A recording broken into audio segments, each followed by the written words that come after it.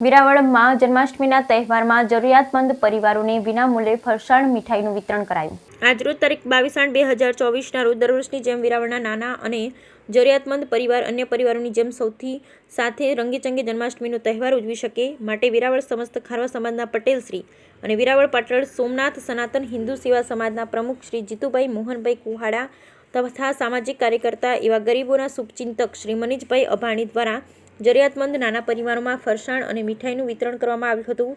ગીર સોમનાથ જિલ્લાના વડામથક વેરાવળ શહેરમાં રહેતા આર્થિક રીતે નાના પરિવારોને જન્માષ્ટમીના તહેવાર દરમિયાન ઉપયોગી થવાની પરંપરા સેવાભાવી લોકોએ આ વર્ષે પણ જાળવી રાખતા પરોપકારી અગ્રણીઓની માનવ સેવાને સૌએ ઉમળકાભેર આવકારી હતી।